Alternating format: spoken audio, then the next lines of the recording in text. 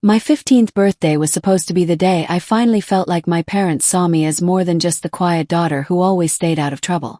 Instead, before I could even sit down for breakfast, my father carried the grocery bags out of the kitchen and placed them inside a locked cabinet.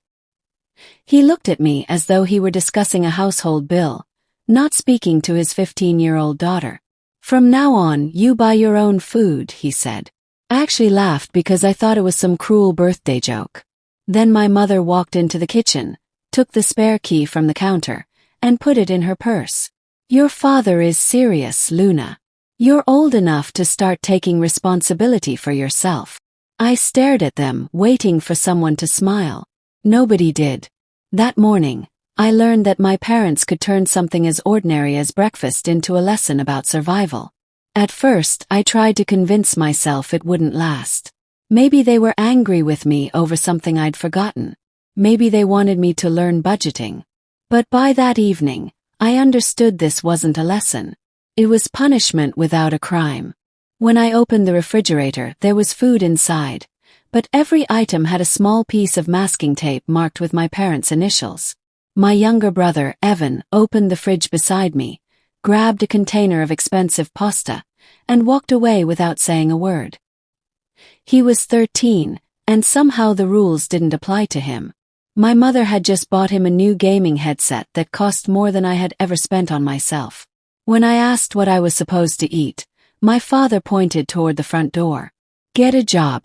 Plenty of teenagers work." I wanted to scream that I was 15, that I had school, homework, exams, and a life I was barely old enough to understand. Instead, I swallowed my anger and said nothing.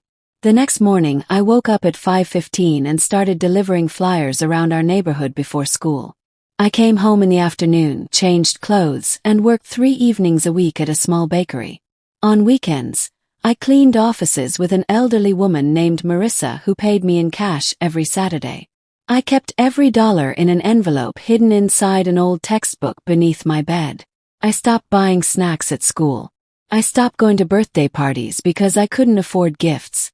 I learned how to stretch a single sandwich across 2 meals.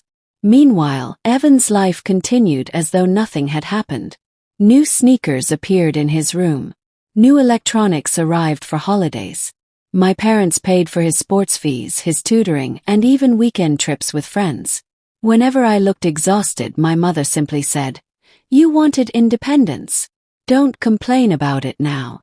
But the worst part wasn't the hunger. It was watching them pretend I wasn't struggling. They saw me leave before sunrise and return after dark. They saw the blisters on my hands. They knew I was doing homework at the kitchen table after 10 at night. Still, not once did either of them ask whether I was okay. So I stopped expecting them to. I began building a private promise instead. I would graduate. I would get out. And one day, nobody would ever have the power to decide whether I deserved a meal, a roof, or a future. For the next 3 years, that promise became the only thing keeping me moving. I earned top grades because I knew education was my escape route. I applied for scholarships without telling my parents. I worked whenever school allowed it. By 17, I had saved enough money to buy a used laptop for my studies. It was scratched, slow, and missing a key, but to me it represented something bigger. The first thing I had ever bought that belonged entirely to my future.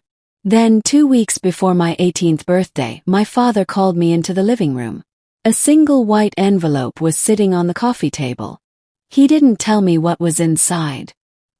He just pushed it toward me and said, "You're almost an adult now. It's time you start paying rent." I opened the envelope, read the number printed across the page, and felt my stomach drop. It wasn't a request. It wasn't a discussion. It was an ultimatum. And suddenly, I realized the food had never been the real beginning of their plan. The number on that paper was $900 a month. My father said it without blinking, as if he were giving me the price of a movie ticket instead of demanding nearly every dollar a teenager could possibly earn. "You have 30 days, he said. "Pay the rent or find somewhere else to live." My mother sat beside him with her arms folded, watching my face instead of the paper. She wasn't surprised. She had known this was coming. I looked at the envelope again, then at the two people who were supposed to protect me, and something inside me finally went quiet. I didn't argue. I didn't beg. I simply nodded and said, "Okay." My father seemed almost disappointed that I hadn't broken down. 30 days later, I packed everything I owned into 2 worn duffel bags. My clothes were mostly thrift store purchases. My textbooks were stacked between them. The old laptop I'd saved for was tucked carefully under my arm. My mother stood near the staircase while my father watched from the doorway. Evan was upstairs playing video games, and neither of my parents called him down to say goodbye. As I stepped outside, my father reminded me, "You wanted independence." I turned around for the first time that night and looked directly at him. "No," I said quietly. "I wanted parents." Then I walked away. For the first 6 weeks, I slept on a narrow couch in my friend Marissa's apartment. She had already warned me that she couldn't let me stay forever, but she gave me enough time to find another solution. I worked mornings at the bakery, evenings at an office cleaning company, and weekends doing drafting work for a small construction firm. At night, I studied architecture on the floor because the apartment didn't have a proper desk. There were nights when I fell asleep with a pencil still in my hand. There were mornings when my body felt like it was made of concrete. But every time I wanted to quit, I remembered that white envelope on the coffee table. I eventually received a scholarship to study architecture. It wasn't a prestigious school, and it wasn't the life my classmates imagined for themselves. While they went out for dinners and weekend trips, I spent my nights in the university studio. I learned design software, construction planning, structural principles, and everything else I could absorb. During my second year, I landed a paid internship with a respected architectural company. My supervisor noticed something unusual about me. I never asked to leave early. I never complained about difficult assignments. If someone gave me a problem, I stayed until I found a solution.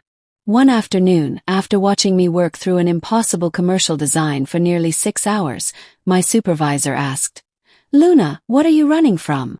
I smiled and answered, "Nothing anymore. I'm building toward something."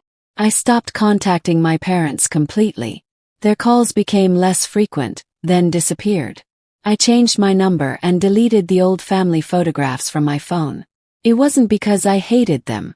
It was because I finally understood that waiting for people to become different could destroy the life I was trying to build. I didn't want an apology. I wanted freedom. Years passed. My first full-time architecture job became a partnership. That partnership became a small firm. The small firm became something much bigger. By 27, I was designing commercial spaces across several states. By 29, I had helped launch a development company specializing in mixed-use properties. At 31, I owned a thriving architecture and development firm with offices in 2 cities. I had a beautiful home, investments, and enough financial security that I could finally wake up without calculating whether I had enough money for groceries. But there was one thing I never expected. The family that had once told me to pay rent or leave had started falling apart. Evan, the son they had always protected, had become dependent on them for everything. They paid his debts, rescued him from failed business ideas, and kept telling themselves his next opportunity would work. Then the opportunities stopped coming. Their savings disappeared. Their house was carrying a massive mortgage. My father lost his position after his company downsized, and my mother began selling possessions they had once bragged about owning. I knew none of this, until one rainy afternoon my receptionist called my office and said, "Luna, there are 2 people downstairs asking for you. They say they're your parents." Froze. For 16 years, I had imagined what it would feel like to see them again. I just never imagined they would come looking for me when they had nowhere else to go.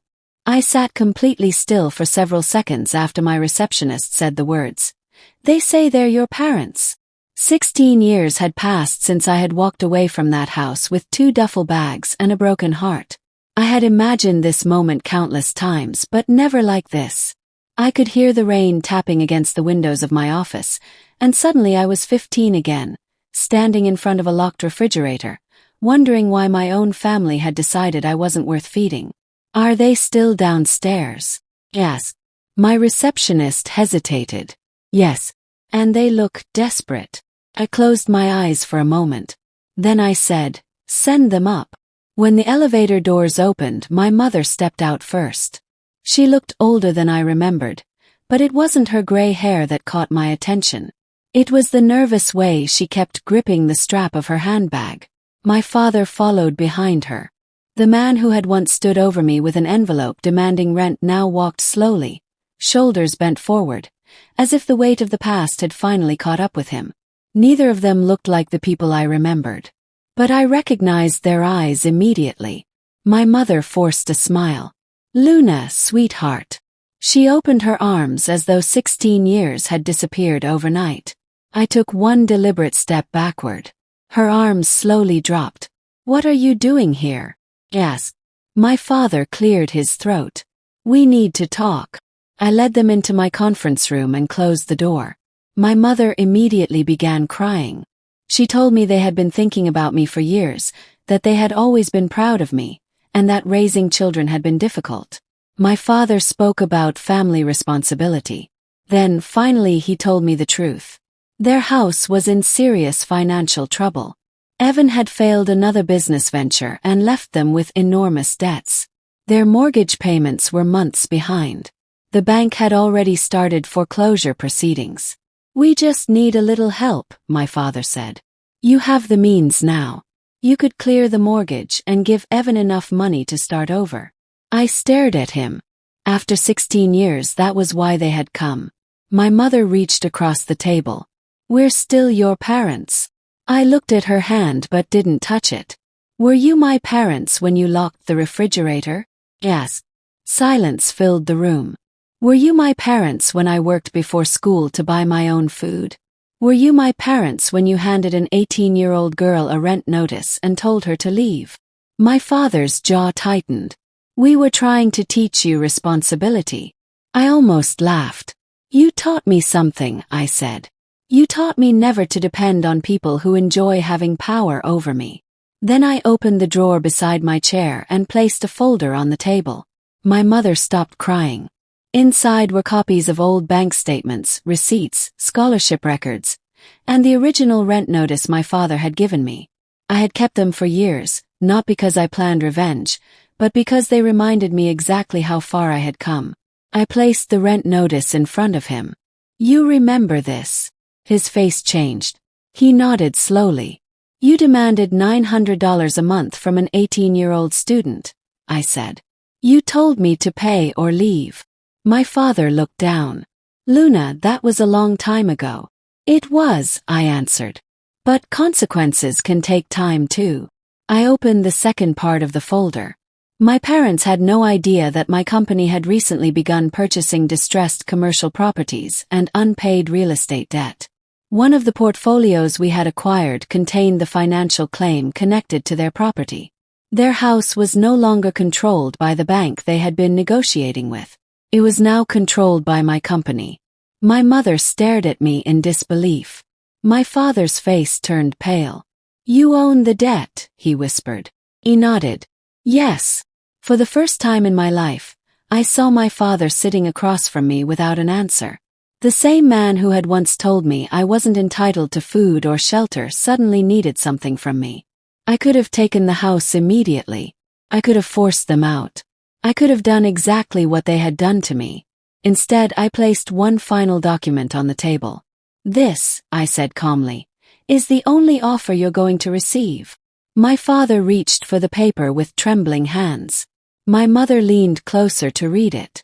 And when they saw the number written at the top, neither of them spoke. The number at the top of the document was $900. My father stared at it for several seconds before looking up at me. You're charging us rent. His voice was barely above a whisper. I leaned back in my chair and folded my hands. Yes. My mother shook her head, almost laughing through her tears. Luna, this is our home. He nodded. It was your home when you told me I had 30 days to pay $900 or leave. I slid the agreement across the table. Now it's my property. I'm not throwing you into the street. I'm offering you a lease. The rent is $900 a month. Pay it on time and you can stay. My father stared at the document as though it had been written in another language. For 16 years, that number had represented the moment my childhood ended. Now it represented something completely different. The moment they finally understood what their words had cost. My mother began crying again. "We didn't know you'd remember." I looked at her calmly. "I remember everything. I remembered the locked refrigerator. I remembered eating cheap crackers between classes. I remembered working until my hands hurt. I remembered the night I carried my belongings outside while my brother didn't even pause his video game. But I also remembered the first night I slept in my friend's apartment and realized that, for the first time, nobody could decide what I was allowed to eat. I remembered getting my scholarship letter. I remembered my first architecture project. I remembered signing the papers for my first office. Those memories mattered more than revenge ever could. My father pushed the lease back toward me. "What happens if we can't pay?" I held his eyes. "Then you move out." He lowered his head. There was no anger in my voice because I didn't need anger anymore. I had something far more powerful. I had choices. I could help them if I wanted. I could refuse them if I wanted. And for the first time, they couldn't force either decision from me. My mother whispered, "After everything we've done, why are you even giving us a chance?" I thought about that for a long moment. "Because I refused to become you." That sentence finally broke whatever remained of my father's pride. He picked up the pen and signed the agreement. My mother signed after him. Neither of them thanked me. They simply gathered their copies and stood. Before leaving, my father stopped at the door. "Luna," he said quietly, "were you really that unhappy?" I looked at him and answered honestly. I wasn't unhappy because I had to work. I was hurt because the people who were supposed to protect me were the ones making survival harder. He nodded once. There was nothing else to say. After they left, I stayed alone in the conference room. The rain outside had stopped, and the city lights reflected across the glass windows. I expected to feel victorious. Instead, I felt strangely peaceful. For years, I had imagined revenge as something dramatic. I thought justice would feel like watching my parents suffer. But sitting there, I realized I didn't need to destroy them. Their own choices had already done that. My father had chosen pride over compassion. My mother had chosen silence over protection. Evan had chosen comfort over responsibility. I had simply chosen to build a life that didn't depend on any of them. The next morning, I returned to work before sunrise. My company had another major development project waiting for approval, and my team needed me. I walked through the office, past the architects working at their desks, and realized something that would have been impossible for 15-year-old me to understand. I wasn't successful because my parents had abandoned me. I was successful because I refused to let abandonment become the ending of my story. I never gave Evan $1. He eventually found work and began rebuilding his own life. My parents stayed in the house under the lease and, for the first time, learned what it meant to live within their own means. They paid their rent every month. No special treatment. No rescue money. No excuses. Just responsibility. And every time that $900 payment arrived, I didn't feel revenge. Felt closure. If you were in my position, what would you have done? Would you have offered your parents the lease and walked away peacefully? Or would you have sold the property and forced them to start over somewhere else? Tell me your answer in the comments.